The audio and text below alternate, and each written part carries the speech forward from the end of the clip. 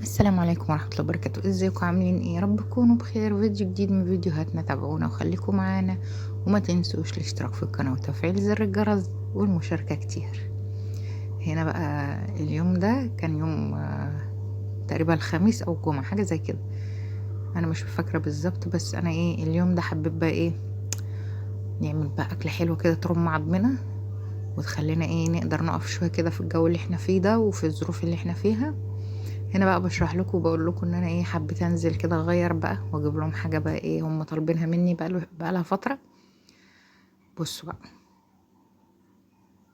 صلوا على النبي كده في الكومنتات، ما تنسوش زي ما قلت لكم الاشتراك في القناه وتفعيل زر الجرس والمشاركه كتير. هنا انا كنت حاطه المناديل دي والصب جنبي، بحب اشغل اذاعه القران كده وانا بعمل حاجه، او عامه هي على طول شغاله جنبي. بصوا بقى، هنا اول حاجه انا ابتديت بيها، رحت النهارده جبت رحت ساعتها كنت جايبه سمك مكرونه، وجبت كابوريا. فضلة خيركم، حاجات بسيطه والله. الكابوريا دي كنت كلها نتش، انا شارياها كلها نتش. وانا كنت شايله الحاجات اللي فيها، وده سمك فيليه، والراجل قال لي ده بياض، بس انا معرفش، مش واثقه فيه، ما طعمه ما كانش بياض. يلا. وده جمبري مقشر، جبته برضو منه، كان مش غالي قوي، كان ب80 جنيه بس، هو يمشي برضو. هنا هنوريكم النهارده هنعمل كام صنف دول وهنعملهم ازاي. خليكم معانا وتابعونا، وما تنسوا زي ما قلت لكم الاشتراك في القناه وتفعيل زر الجرس والمشاركه كتير. هنا بقى ابتديت بقى معاكم، جبت ليمون كده اهو، هعصره على السمك. طبعا انا كنت منضفاه وريته لكم، انتوا عارفين الحاجات دي تنظيفها مش صعب اهو. ابتديت بقى بالليمون كده، هنزل عليهم بالليمون وهسيبهم بقى يتنقعوا شويه اهو. هنا ده برضه كنت عصرت عليه نص ليمونه، بكمل بقى الليمونه واسيب بقى القشر فيها. ليه بقى؟ بيديها برضه تعزيز للطعم. هنا بقى كنت نقعتهم، دخلتهم كده، بقول لكم تعالوا دخلنا المطبخ اهو. مسكتهم حطيت لهم برضه خل وملح، وسبتهم بقى يتنقعوا. ماشي. قمنا بقى نشتغل بقى فيهم، مش هنسيبهم كده ولا ايه؟ هنا فتحت الميه وتقريبا كنت بعمل حاجه او كده. المهم انا رجعت هنا اهو. كنت بجيب مصفى عشان اصفي فيها، عشان طبعا ينزل ميته كلها. ده بقى ابتديت بالسمك الفيليه غسلته.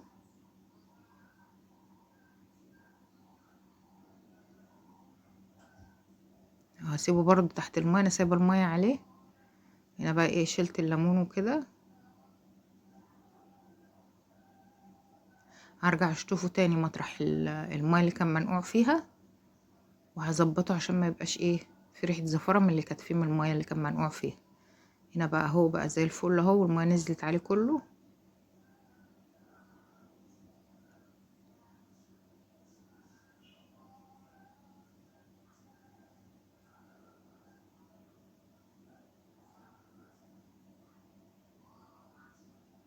هركنه ورايا على بال ما اخلص الباقي، وهن نكمل برضو الباقي. جبت المصفى التانية وهنبتدي نكمل.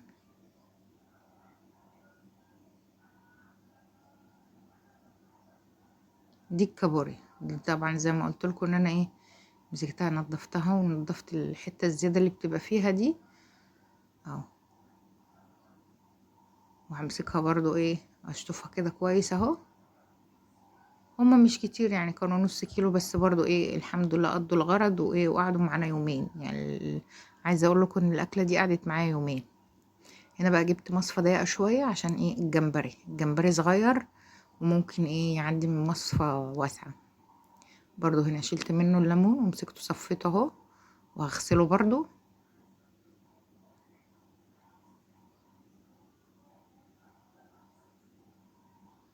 هو الطبق كمان اللي في الحوض الصغير ده كان متغطي بيه الجمبري، فانا عشان كده سايبه وبغسل عليه عشان همسك كله اصبره. هنا بقى مسكت الجمبري، بصوا منزل الميه بتاعته عامله ازاي. هشطفه تاني برضو. زي ما انتوا عارفين لازم الحاجات دي تبقى نظيفه قوي، عشان الزفاره اللي فيها. مفيش بقى عندي الا سمك المكرونه، همسكه برضو ايه اغسله كويس. هنا برضو بشيل ليمون من عليه اهو. بصوا قلبه من جوه زي الفل. لو حته دم صغيره ولا حاجه برضو ايه هنشيلها كده بالراحه وهيبقى معانا زي الفل اهي. نمسك قلبه كده ننضفه كويس برضو.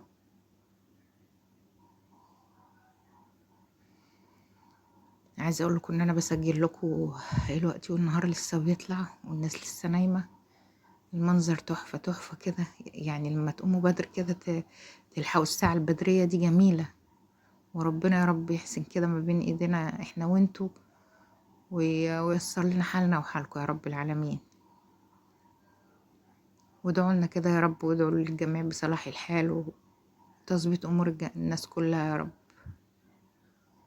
ويقف معانا في شدتنا اللي احنا فيها كده وفك كرب يا رب.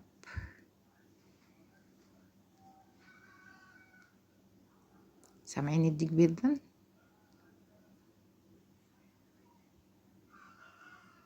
اهو، سمعتوا؟ بحب صوته وهو صغنن كده.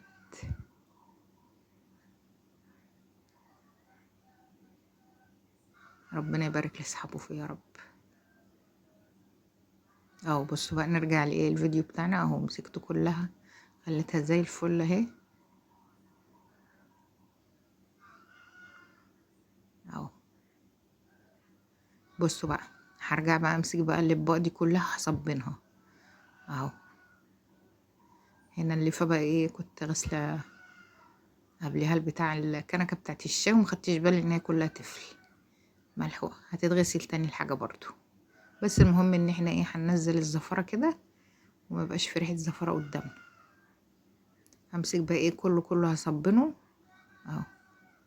هنا طبعا اللي اتغسل ده بقى ايه هنرجع نعيد عليه.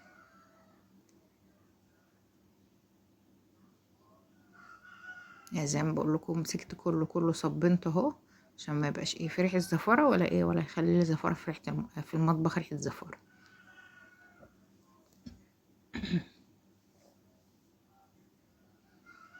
طول ما انتي واقفه كده تاخدي بالك من الحاجه اللي حواليكي هتلاقي نفسك زي الفل ومفيش اي حاجه عندك اهو. بص اول باول عشان عندي برضو ما بيحبوش ريحه الزفاره، وانا برضو اول باول يعني انا كمان متعوده على كده ما بخليش حاجه اهو. هنا قلت ده احطه كده على بال ما اغسل الطبق، يعني لازم نتصرف برضو.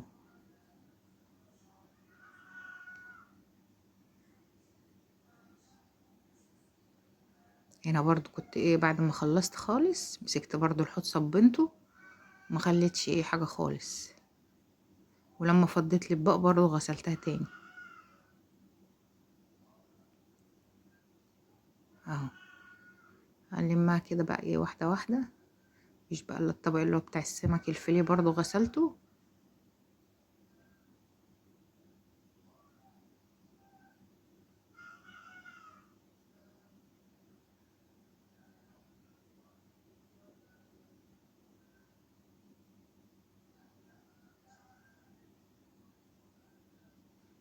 اهو اهو.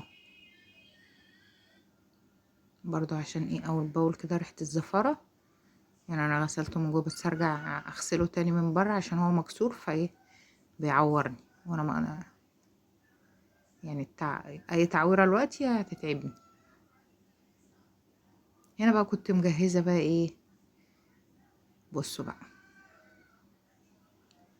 كنت مجهزه توم وكزبره وكمون وملح، وكان قرن فلفل اخضر صغير كده مسكتهم دقتهم. وهمسك بقى كام ليمون اعصرهم عليها واظبطهم كده وهنشوف هنكمل ازاي. بصوا بقى انا هنا جبت ايه حل هنا اهي وفيها شويه زيت. مسكت بقى بصلايه حلوه كده بيضه غسلتها ووضبتها وقلت بقى ايه هبتدي معاكم هنعمل بقى ايه حبه شوربه سي فود كده على السريع، وان شاء الله ان شاء الله تعجبكم. وعايزه اقول لكم ان هي كانت زي العسل والله العظيم زي العسل.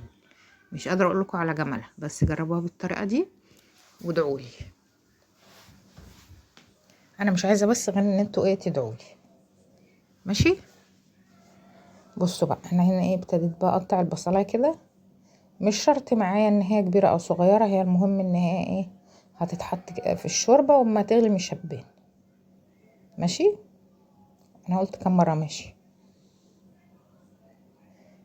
بهزر معاكم. بصوا بقى على النار كده اهو، ابتديت اقلبها، مش هخليها تاخد لون كتير. ليه؟ عشان ما تمررليش الشوربه، وانا عايزه الشوربه بيضه يعني، تفضل برضو بيضه زي ما هي كده. انا عايزه برضو طعمها الحلو فيها، التسكيره بتاعت البصله الحلوه تفضل فيها اهو. هقلبها برضو كمان تقليبتين. هنا حسيت ان هي دبلت شويه، بس البخار طالع على التليفون بقى، معلش. خلي بالكم ان انا بعمل بايد وبصور بايد، او اما ساعه ما بلاقي حد جنبي بندهله برضو ايه يمسكه شويه، يمسك لي التليفون شويه اهو. بصوا كل ده والبصل على النار اهي.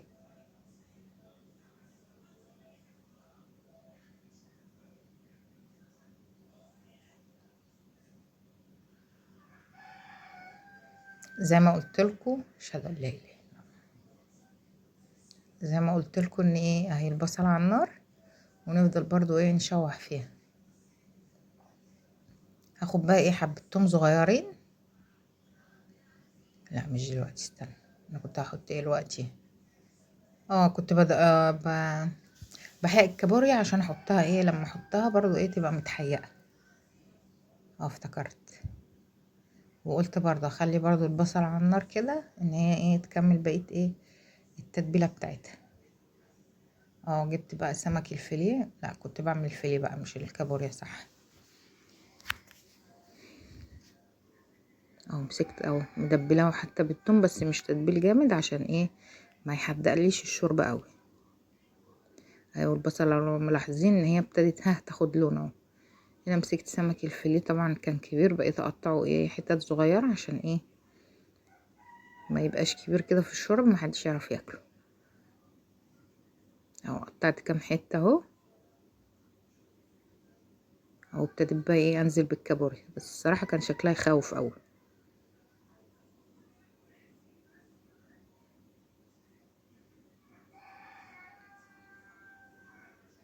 وكمان اخدت حبه جمبري، ده اللي لقيته ساعتها في السوق، ما كانش فيه بلح البحر ولا حاجه، والجمبري ده كان صغير كده، قلت مش اشكال هنعمله ايه ونمشي بيه.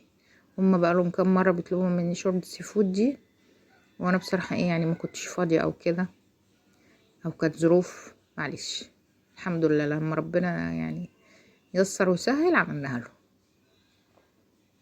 بصوا بقى انا مسكتها بقى ايه كلها كده هقلبها ببعضيها، والكابوريا ابتدت تاخد لون، هسيبها بقى شويه كده تنزل ميتها اهي. هنا بقى الناحيه التانية كنت حطيت بصل على النار اهي عشان اعمل الرز. انا ما بحبش احمر البصله قوي، ليه؟ بتبقى مره مره مره، لا انا ما بحبش كده. هنا بقى ايه خدت حبه توم اهو على الجمبري.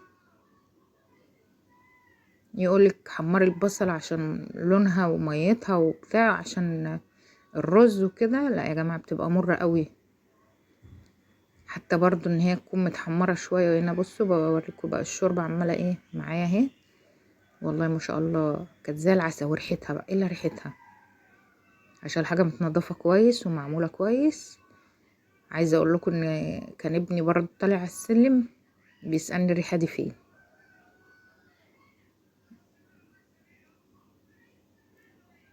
ما شاء الله اللهم صل على النبي، الف هنا وشفا اليوم يا رب. واللي كل اللي كان ليه نصيب في حاجه وكلها، الف الف هنا وشفا. هنا بقى نزلت بشويه ميه وهسيبها بقى ايه تغلي مع نفسها شويه، وهحط لها حبه ايه بهارات سمك، وحبه ملح وحبه كمون.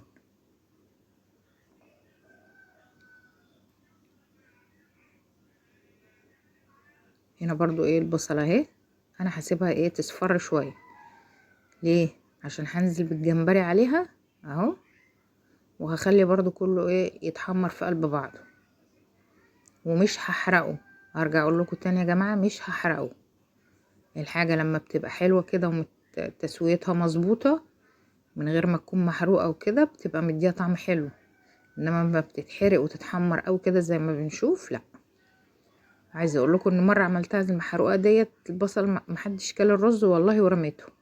انما لما تسيبي الحاجه كده بطبيعتها بلونها بخيرها الطبيعي او بالحد المسموح بيه يعني بتبقى احلى. هنا بقى ايه همسك بقى ايه البصله بالجمبري بكله كده هقلبه في قلب بعضه وهسيبه بقى على النار بقى شويه ايه يتشوح شويه.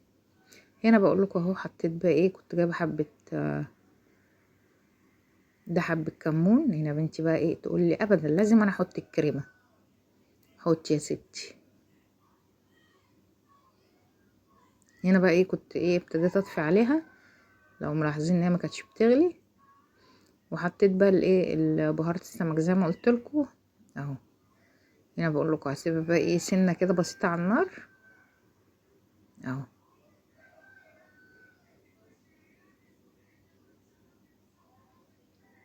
بقول لكم بصوا عامله ازاي رايقه وزي الفل. هنا بقى ايه الجمبري كان نزل ميته هسيبه برضو لحد ما يشربها.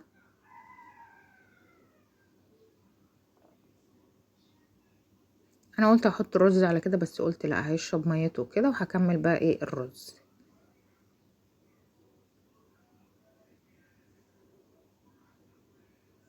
اهو نزلنا بقى بالرز كده وحطيناه عليه.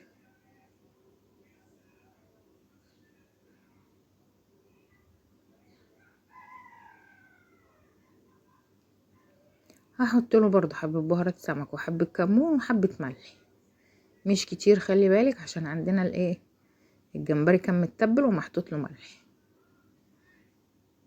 عايزه اقول لكم انه كان حبه رز بالجمبري تحفه.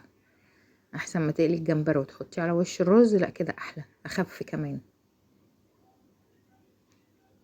اهو هزوده ميه بقى واسيبه واسيب الاتنين يستووا مع بعض كده اهو. بص الميه بتاعتها والله شوربه شوربه مش ميه. هنا برضو رجعت ايه للشوربه بتاعتي سبتها خدت غلوه صغيره وطفيت عليها. مسكت بقى ايه السمك الفيليه اهو دبلته وحطيت له دي وحطيته على النار. وهنا وبقول لكم الشوربه خلصت بصوا عامله ازاي.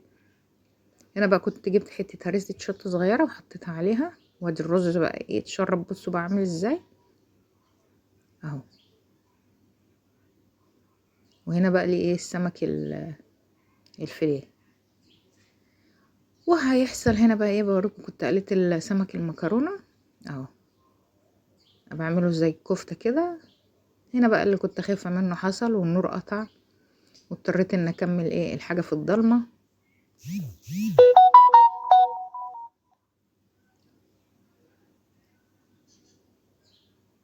اهو. هنا بقى استنيت اما النور جه وغرفت كده وعملت حبه طحينه ودي حبه اللفت. هنا برضو ايه كنت مستنيه احطهم اهو. بصوا لونه عامل ازاي زي انا كنت قايله لكم اهو.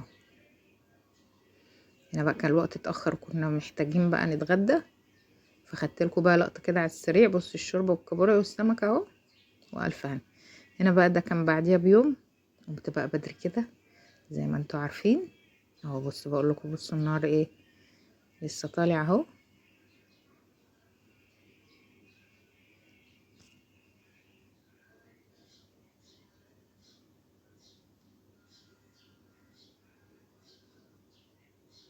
قعدت هنا كنت بطبق الغسيل بس انا متهيألي حاجه سبق حاجه اهو. بقول لكم ان انا خلصته وطبقته هنا اهو هقوم اشيله.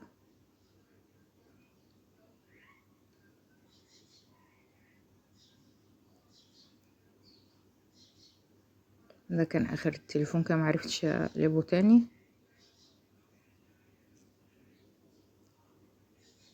اه. انا بقول لكم حاجه سبقت حاجه. هنا ده كان قبليها المفروض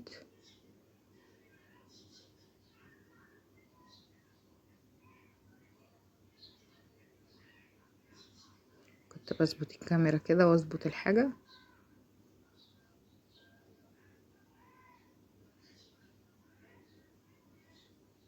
المفروض دي كانت تقديمه جديده وكده بس ايه معلش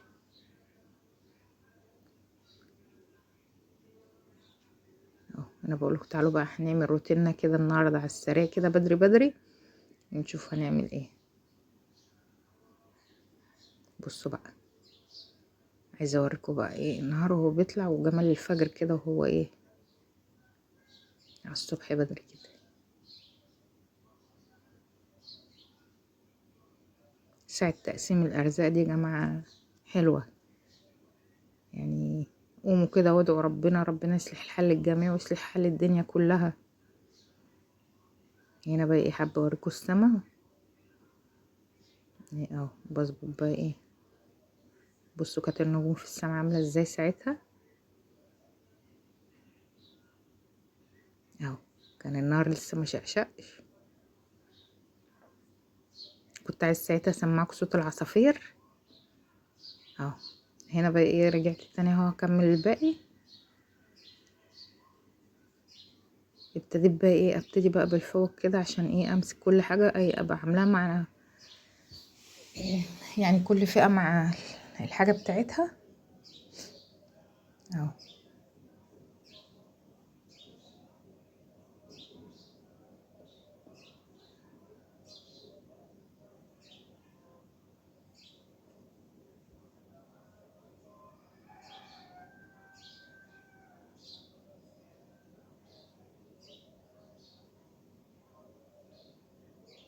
يلا بقى وانتي كمان لو وراكي حاجه بدري كده قومي اعمليها عشان ايه تشوفي بقى وراكي ايه طول اليوم تعمليه. ما وراكيش حاجه خليكي قاعده نشوف حاجه تانية برضه. هتطلع لنا حاجه من تحت الارض هتطلع، يعني قعدتنا كده مش بالسهل.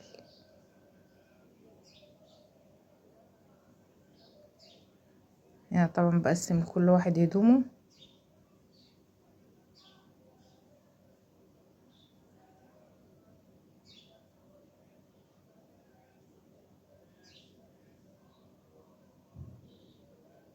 انا بقى بحب اطبق غسيلي بالطريقه دي.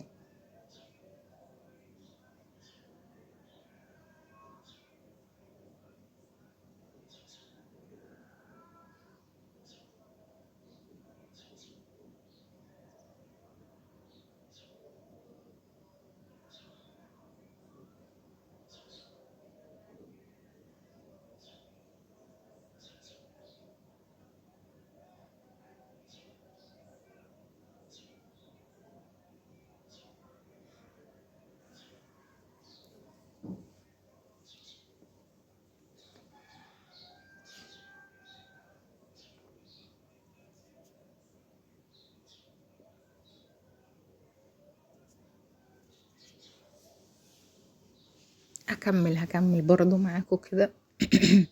كل حاجه طبعا بطبقها بخليها مع ايه مع الحاجه بتاعتها زي ما قلت لكم قبل كده عشان تبقى سهله معانا ان احنا ايه نشيلها على طول. هنا بقول لكم اخلص وهرجع لكم.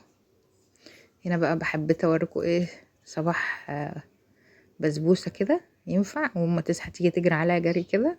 طبعا هي في الوقت ده كانت جعانه عايزه تاكل، جاياني بقى ايه يا ماما اكليني يا ماما اكليني انا جعانه. انا ما اقدرش اتاخر عليها قوي. قلت لها تعالي عملت لها بقى الاكل بتاعها. حبها موت فيها. لوحي لوحي لوحي عايشه لوحي.